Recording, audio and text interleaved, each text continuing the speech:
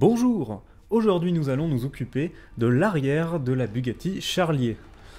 La principale difficulté de ce modèle était de réaliser un arrière qui était différent des autres Bugatti. Parce qu'en effet, il s'agit d'un 4x4, donc un SUV, qui n'a pas de grille d'aération à l'arrière comme une Bugatti classique, voilà, qui sont toutes à moteur central arrière. Donc le principal défi était de réussir à créer une surface de carrosserie complexe et jolie à regarder, d'autant de plus que c'est Bugatti, donc on est sur des domaines de prix assez élevés, quoi, donc il fallait vraiment marquer le client, que ça soit vraiment quelque chose de très séduisant. Donc là vous pouvez le voir actuellement. Donc là j'ai choisi de segmenter l'arrière, avec donc d'une part en haut la barre de LED, donc, qui fait office de feu arrière, sur les côtés les écopes qui doivent sûrement sortir des roues arrière, enfin des freins des roues arrière qui servent à aérer un petit peu les pneus.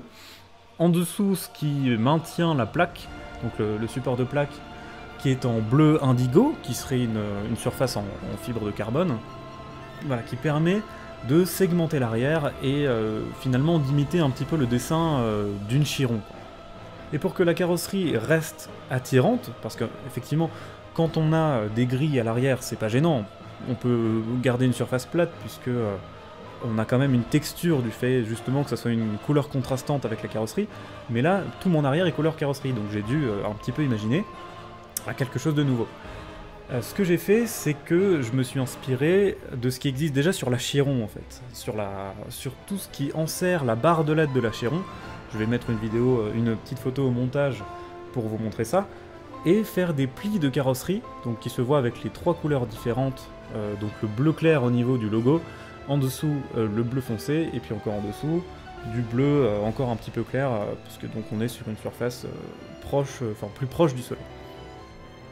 On a également 6 sorties d'échappement, qui font écho à plusieurs modèles Bugatti emblématiques, comme récemment la voiture noire, ou également la Bugatti Atlantique, qui est certainement une, voire la plus grande Bugatti qui n'ait jamais existé.